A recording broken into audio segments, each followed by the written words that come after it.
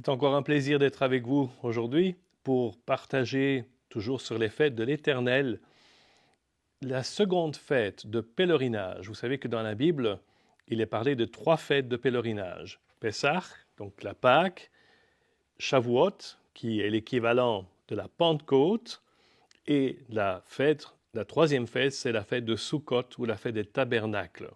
Donc pour ces 3 fêtes, le peuple juif, le peuple d'Israël devait monter à Jérusalem et célébrer l'Éternel. Alors on va parler de cette deuxième fête qui est la fête de Shavuot. Alors d'abord le nom Shavuot vient du nom Shavua. Shavua en hébreu c'est une semaine et Shavuot c'est plusieurs semaines. Plus exactement 7 semaines. Pourquoi?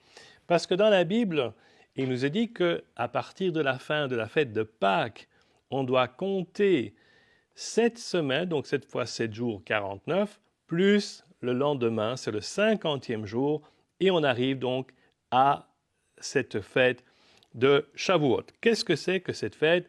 Dans Lévitique chapitre 23, il nous est expliqué comment on doit la célébrer. Donc Lévitique 23, à partir du verset 9, l'Éternel dit à Moïse, « Transmets ces instructions aux Israélites. Quand vous serez entrés dans le pays que je vous donne et que vous y ferez la moisson, vous apporterez au prêtre la première gerbe de votre moisson. » Donc on voit que c'est la fête de la moisson en réalité. C'est la première moisson de l'année et on vient donc présenter cette gerbe symboliquement et aussi le premier-né du bétail à l'Éternel pour lui dire merci Seigneur pour tout ce que tu nous as donné, pour cette moisson, pour ces céréales, pour ces animaux, etc.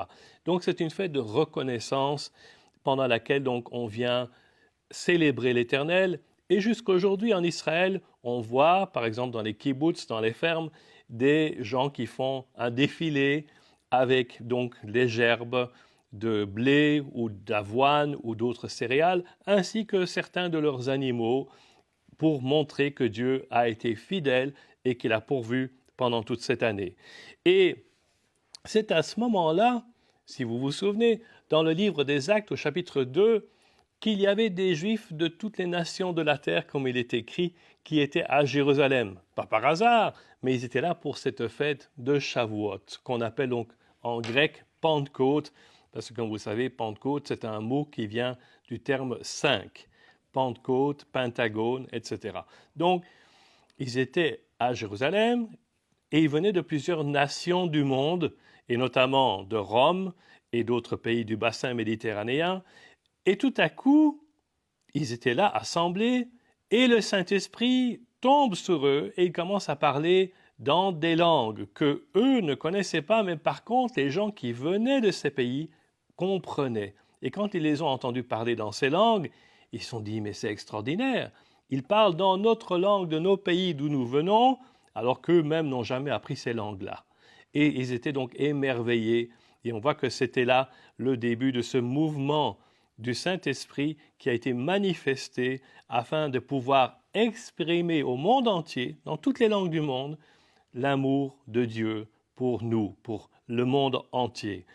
Donc c'est une fête de reconnaissance, c'est une fête pendant laquelle on dit Seigneur merci pour tout ce que tu m'as donné, tu es fidèle et tu le seras encore. Que Dieu puisse nous encourager à garder cet esprit de reconnaissance envers lui pour tout ce qu'il nous donne jour après jour.